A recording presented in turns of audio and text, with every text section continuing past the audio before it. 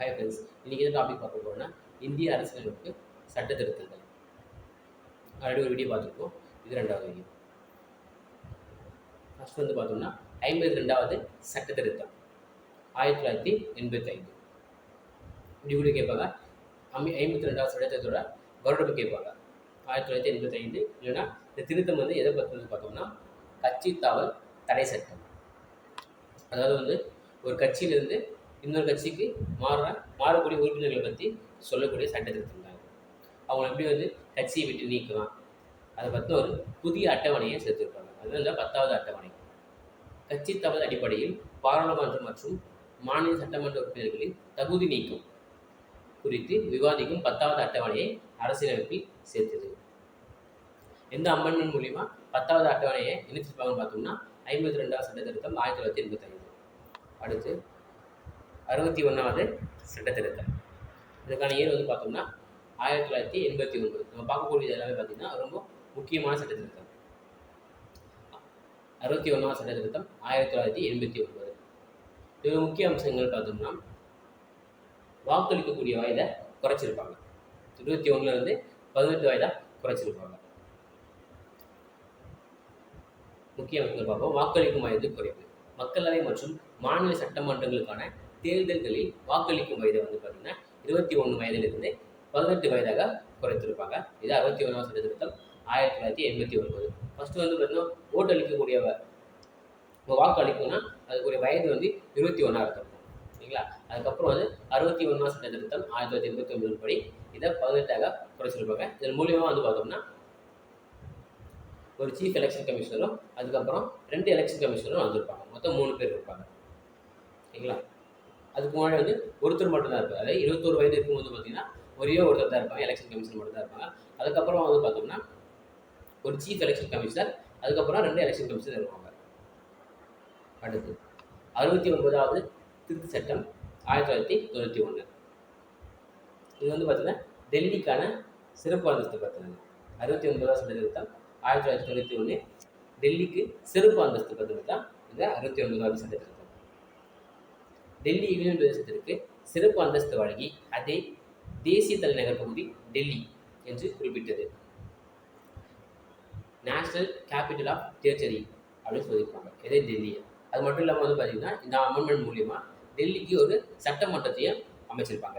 டெல்லிக்கு சட்டமன்றம் மற்றும் அமைச்சர்கள் குழுவை உருவாக்குவதற்கு வழிவகை செய்தது. பாண்டிச்சேரி மாதிரி சட்டமன்றமையும் வச்சிருப்பாங்க, சிஎம்மும் இருப்பாங்க அதுக்கு. அடுத்து 73வது திருத்த சட்டம் 1992. ரொம்ப முக்கியமானது. 73வது திருத்த சட்டம் 1992. இதில் முக்கிய அம்சங்கள் என்ன பார்த்தோம்னா பஞ்சாயத்து ராஜ் நிறுவனங்களை அமைக்கிறதுக்காக வழிவகுச்சது. பிஆர்ஐ, பஞ்சாயத்து ராஜ் இன்ஸ்டிடியூஷனை அமைக்கிறதுக்கு வழிவகை பண்ணிச்சு இந்த அமெண்ட்மெண்ட் தான். பஞ்சாயத்து ராஜ் நிறுவனங்களுக்கு அரசியலமைப்பு அந்தஸ்து மற்றும் பாதுகாப்பை வழங்கியது எந்த அமெண்ட்மெண்ட் பார்த்தீங்கன்னா 73வது சட்ட திருத்தம் 1992. அது மட்டும் இல்லாமல் ஒரு புதிய பகுதியை சேர்க்கிறாங்க, புதிய பார்ட்டையும் சேர்க்கிறாங்க. அதாவது அரசியலமைப்பில் பஞ்சாயத்துகள் என்ற தலைப்பில் ஒரு புதிய பகுதி, அதாவது பார்ட் 9லையும் இது கூட சேர்க்கிறாங்க.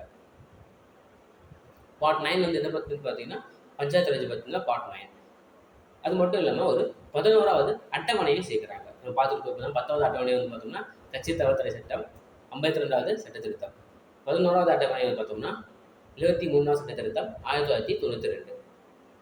இந்த பஞ்சாயத்து ராஜ் மூலிமா ஒரு புதிய பார்ட்டியை கொண்டு வராங்க, ஒரு புதிய ஷெட்யூலையும் கொண்டு வராங்க. 11வது அட்டவணை இது வந்து பார்த்தீங்கன்னா 11வது அட்டவணையில் பஞ்சாயத்தோட 29 செயல்பாட்டு பொருட்களை பட்டியலிடும் 11வது அட்டவணை. அந்த அட்டவணையில் வந்து பார்த்தீங்கன்னா ஒரு 29 செயல்பாடுகள் இருக்கும். அதாவது பஞ்சாயத்தோட 29 ஒர்க் இருக்கும். அதை பற்றி சொல்லதான் இந்த 11வது அட்டவணை. அடுத்து 74வது சட்ட திருத்தம் 1992. 73 74 ஒரே இயர்லேயே பண்ணியிருப்பாங்க. இதில் முக்கிய அம்சங்கள் வந்து பார்த்தோம்னா 73வது வந்து பார்த்தோம்னா எதுக்காகனா பஞ்சாயத்துக்காக கொண்டு வரப்பட்டது. 74வது வந்து பார்த்தீங்கன்னா முனிசிபாலிட்டிக்காக கொண்டு வரப்பட்டது. அதாவது நகராட்சிகள், நகர்ப்புற உள்ளாட்சி அமைப்புகள், அர்பன் லோக்கல் பாடிஸ், நகர்ப்புற உள்ளாட்சி அமைப்புகளுக்கு அரசியலமைப்பு அந்தஸ்து மற்றும் பாதுகாப்பை வழங்கியது. எப்படி 23 வந்து பஞ்சாயத்துக்கு பாதுகாப்பை வழங்கிச்சோ அதே மாதிரி 74 வந்து பார்த்தோம்னா நகர்ப்புற உள்ளாட்சி அமைப்புகளுக்கு பாதுகாப்பு அரசியலமைப்பு அந்தஸ்தையும் வழங்குது. பஞ்சாயத்து கொண்டு வரலாம்னு சொல்லிட்டு சொல்லக்கூடிய ஆர்டிக்கல் வந்து பார்த்தோம்னா ஆர்டிக்கல் 40. இது வந்து டிபிஎஸ்பிக்குள்ளே இருக்கும். அடுத்து இது பஞ்சாயத்து மாதிரி வந்தவங்க இதுவும் வந்து ஒரு புதிய பகுதியை சேர்க்குறாங்க. அதாவது பார்ட் 9A சேர்க்குறாங்க. அரசியலமைப்பில் நகராட்சிகள் என்ற தலைப்பில் ஒரு புதிய பகுதி, அதாவது பார்ட் ஏ. சரி, பார்ட் 9A வந்து பார்த்தீங்கன்னா நகராட்சியை பற்றி சொல்லுது. பார்ட் 9 வந்து பார்த்தோம்னா பஞ்சாயத்தை பற்றி சொல்லுது. அது மட்டும் இல்லாமல் ஒரு புதிய அட்டவணையும் சேர்க்குறாங்க, 12வது அட்டவணை. இது வந்து பார்த்தீங்கன்னா நகராட்சிகளில் 18 செயல்பாட்டு பொருட்களை பட்டியலிடும் 12வது அட்டவணையை சேர்த்தது. நகராட்சிக்கு வந்து பார்த்தீங்கன்னா மொத்தம் 18 செயல்பாடுகள் இருக்குது. இதே பஞ்சாயத்துக்கு பார்த்தோம்னா 29 செயல்பாடுகள் இருக்குது. 11வது அட்டவணை வந்து எதை பற்றி சொல்லுதுன்னா பஞ்சாயத்து. 12வது அட்டவணை வந்து பார்த்தீங்கன்னா நகராட்சிகளை பற்றி சொல்லுது. அடுத்து 86வது சட்ட திருத்தம் 2002. இது எதுக்காக கொண்டு வந்திருப்பாங்கன்னு பார்த்தோம்னா கல்வி உரிமையை ஒரு அடிப்படை உரிமையாக மாற்றிருப்பாங்க. ஓகேங்களா? கல்வி உரிமையை, ரைட் டு எஜுகேஷனை ஒரு அடிப்படை உரிமையாக மாற்றிருப்பாங்க. கல்வி உரிமையை 6 முதல் 14 வயது வரையிலான குழந்தைகளுக்கு ஆரம்ப கல்வியை சரத்து 21A கீழ் ஒரு அடிப்படை உரிமையாக ஆக்கியது. இந்த கல்வி உரிமையை வந்து பார்த்தீங்கன்னா ஒரு அடிப்படை உரிமையாக ஆக்கியிருப்பாங்க. எதன் கீழ் வந்து பார்த்தோம்னா 21A என்ற ஒரு புதிய சட்டத்தை கொண்டு வராங்க, ஒரு சரத்தை கொண்டு வராங்க. இது மூலியமா இதுக்கு முன்னாடி இது எங்கே இருக்குன்னு பார்த்தீங்கன்னா இது டிபிஎஸ்பி இருக்குது, directive principle of state policy, அரசு நெறிமுறைப்படுத்தும் கோட்பாடுகள். சரத்து 45 கீழ் உட்பொருளை பற்றியது. மாநிலம் 6 வயது நிறைவடையும் வரை அனைத்து குழந்தைகளுக்கும் ஆரம்பகால குழந்தை பருவ பராமரிப்பு மற்றும் கல்வியை வழங்க முயற்சிக்க வேண்டும் அப்படின்னு சொல்லிட்டு டிபிஎஸ்பியில் சொல்லியிருப்பாங்க. அதை பற்றி சொல்லக்கூடிய ஆர்டிகல் வந்து பார்த்தீங்கன்னா 45. அடுத்து அடிப்படை கடமையை சேர்த்துருப்பாங்க. அடிப்படை கடமை அதாவது 51A ஆட் பண்ணியிருப்பாங்க. 51A கே அது வந்து எதை பற்றி சொல்லுது பார்த்தீங்கன்னா ஒரு புதிய அடிப்படை கடமையை சேர்க்குறாங்க. அதுவும் வந்து எஜுகேஷன் பற்றி தான். இது ஒவ்வொரு பெற்றோர் அல்லது பாதுகாவலரும் தங்கள் குழந்தை அல்லது வாழ்வுக்கு 6 முதல் 14 வயது வரை கல்விக்கான வாய்ப்புகளை வழங்குவதை கடமையாக்கிறது. மொத்தம் 3. ஒன்று வந்து பார்த்தீங்கன்னா கல்வி உரிமையை அடிப்படை உரிமையாக மாற்று, அதாவது 21A. அடுத்து வந்து டிபிஎஸ்பிக்குள்ள இருக்க 45 ஆர்டிகல் 45 வந்து பார்த்தீங்கன்னா கொண்டு வராங்க. அடுத்து அடிப்படை கடமையை கொண்டு வராங்க 51A கே. ஓகேங்களா? அடுத்து 91வது திருத்த சட்டம் 2003. 91வது திருத்த சட்டம் 2003. இது முக்கிய அம்சங்கள் என்ன பார்த்தோம்னா அமைச்சர்களோட அளவு, அதாவது எண்ணிக்கை எத்தனை % இருக்கணும்னு சொல்லிட்டு சொல்கிறாங்க. மத்தியிலும் மாநிலங்களிலும் உள்ள அமைச்சர்களின் குழுவின் அளவு இல்லை எத்தனை அமைச்சர்கள் இருக்கணும் பார்த்தீங்கன்னா 15%க்கு கம்மியாக இருக்கக்கூடாது. மக்களவை மாநில சட்டமன்றத்தின் மொத்த பலத்தில் 15ஆக வரையறுத்தது.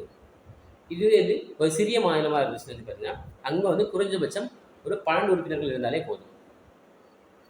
மத்திய மற்றும் மாநிலங்கள் வந்து பார்த்தீங்கன்னா 15% இருக்கணும். இது சிறிய மாநிலமாக இருந்தாங்க 12 உறுப்பினர்கள் இருந்தாலே போதும். அது மட்டும் இல்லாமல் கட்சி தாவல் மூலம் தகுதி நீக்கம்.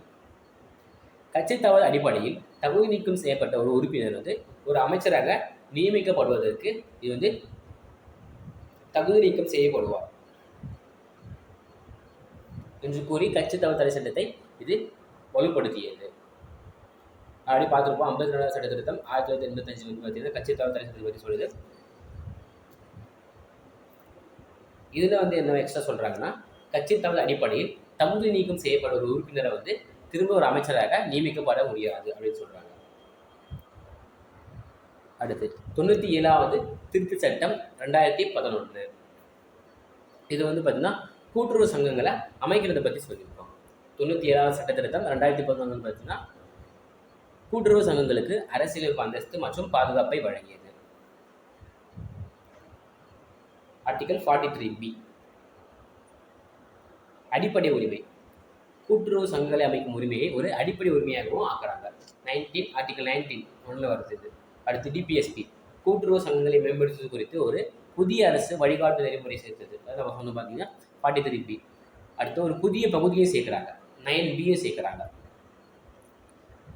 பார்ட் 9A வந்து பார்த்தீங்கன்னா முனிசிபாலிட்டிக்காக, பார்ட் 9B வந்து பார்த்தீங்கன்னா கோஆபரேட்டிவ் சொசைட்டிக்காக. அரசியலமைப்பில் கூட்டுறவு சங்கங்கள் தொடர்பான ஒரு புதிய பகுதி பார்ட் 9B சேர்க்குறாங்க. அடுத்து 99வது திருத்த சட்டம் 2014. இதோட முக்கிய அம்சங்கள் வந்து பார்த்தீங்கன்னா NJAC national judiciary appointment commission இதை அமைச்சிருப்பாங்க. அதுக்கப்புறம் வந்து பார்த்தீங்கன்னா இதை கேன்சல் பண்ணியிருப்பாங்க சுப்ரீம் கோர்ட். NJAC உச்சநீதிமன்றம் மற்றும் உயர்நீதிமன்ற நீதிபதிகளுக்கு நீதிபதிகளை நியமிப்பதற்காக தேசிய நீதித்துறை நியமன ஆணையத்தை நிறுவியது. அதாவது கொலிஜியமுக்கு பதிலாக வந்து பார்த்தீங்கன்னா NJACயை அமைச்சிருப்பாங்க. அதுக்கப்புறம் என்ன பண்ணியிருப்பாங்கன்னா இதை 2015 இதை கேன்சல் பண்ணியிருப்பாங்க சுப்ரீம் கோர்ட். இந்த திருத்தம் 2015 உச்சநீதிமன்றத்தால் ரத்து செய்யப்பட்டது. கொலிஜிய முறையை நிலைநிறுத்தியது. இப்போ வரைக்கும் வந்து பார்த்தீங்கன்னா கொலிஜிய முறை தான் இருக்குது. அடுத்து 101வது திருத்த சட்டம் 2016. இது வந்து பார்த்தீங்கன்னா ரொம்ப முக்கியமான GST பற்றினது. சரக்கு மற்றும் சேவை வரி பற்றினது தான் இந்த 101வது திருத்த சட்டம் 2016. இந்தியாவில் ஒரு ஒருங்கிணைந்த மறைமுக வரி முறையான சரக்கு மற்றும் சேவை வரியை அறிமுகப்படுத்தியது. அது மட்டும் இல்லாமல் சில புதிய சரத்துக்களையும் உருவாக்குறாங்க. அது என்னன்னு பார்த்தோம்னா சரத்து 246A. இது வந்து எதுக்காக பார்த்தோம்னா சரக்கு மற்றும் சேவை வரி தொடர்பான சிறப்பு ஏற்பாடு. அடுத்து 269A. இது வந்து மாநிலங்களுக்கு இடையேயான வர்த்தகம் அல்லது வணிகத்தின் போது சரக்கு மற்றும் சேவை வரியை விதித்தல் மற்றும் வசூலித்தல். 269A வந்து பார்த்தீங்கன்னா மாநிலங்களுக்கு இடையேயான வர்த்தகம் அல்லது வணிகத்தின் போது சரக்கு மற்றும் சேவை வரியை விதித்தல் தான் 269A. 2 மாநிலங்களுக்கு இடையேயான நிகழும்போது வந்து பார்த்தீங்கன்னா வணிகம் நிகழும்போது அப்போ இந்த சரத்து வரும். அடுத்து சரத்து 279A. இது வந்து பார்த்தீங்கன்னா GST கவுன்சிலை பற்றி சொல்கிறது. GST கவுன்சிலை பற்றி சொல்லக்கூடிய ஆர்டிகல் வந்து பார்த்தீங்கன்னா 279A. அடுத்து 102வது திருத்த சட்டம் 2018. இதோட முக்கிய அம்சங்கள் என்ன பார்த்தோம்னா தேசிய பிற்படுத்தப்பட்டோர் ஆணையத்திற்கு அரசியலமைப்பு அந்தஸ்து. அதாவது national commission for backward class அதுக்கு வந்து ஒரு ஸ்பெஷல் ஸ்டேட்டஸை கொடுக்குறாங்க. இதுக்கு புதிய ஆர்டிகளையும் கொண்டு வராங்க. 338B. இது எதை சொல்றது பார்த்தீங்கன்னா NCBC national commission for backward கிளாஸின் அமைப்பு, கடமைகள் மற்றும் அதிகாரங்கள் குறித்து விவாதிக்கும் சரத்து தான் 338B. 338B எது சொல்லுது பார்த்தீங்கன்னா NCBCயோட கடமைகள், அமைப்பு மற்றும் அதிகாரங்களை பற்றி சொல்லக்கூடிய ஆர்டிகல் தான் 338B. அடுத்து 342A 342A வந்து பார்த்தீங்கன்னா ஒரு மாநிலம் அல்லது யூனியன் பிரதேசத்திற்கு தொடர்புடைய சமூக மற்றும் கல்வி ரீதியாக பின்தங்கிய வகுப்பாக ஒரு சாதியை அறிவிக்க குடியரசுத் தலைவருக்கு அதிகாரம் அளிக்கும் சரத்து 342A. அதாவது ஒரு ஸ்டேட் அப்படின்னா ஒரு யூடியில் வந்து பார்த்தீங்கன்னா ஒரு சமூகத்தை கல்வி ரீதியாகவும் பின்தங்கிய வகுப்பாகவும் ஒரு சாதியை அறிவிக்கலாம் இல்லைங்களா அப்படின்னு குடியரசுத் தலைவருக்கு அதிகாரம் கொடுத்த ஆர்டிகல் எதுன்னு பார்த்தோம்னா 342A. இவங்க வந்து ஷெட்யூல் கேஸ்டாக நம்ம வந்து அனௌன்ஸ் பண்ணலாம்னு சொல்லிட்டு குடியரசுத் தலைவருக்கு அதிகாரம் கொடுக்குறாங்க. அதாவது 342A. அடுத்து 103வது சட்ட திருத்தம் 2019. இது வந்து பார்த்திங்கன்னா EWS எக்கனாமிக்கலி வீக்கர் செக்ஷன் அவங்களுக்கான இடஒதுக்கீடு.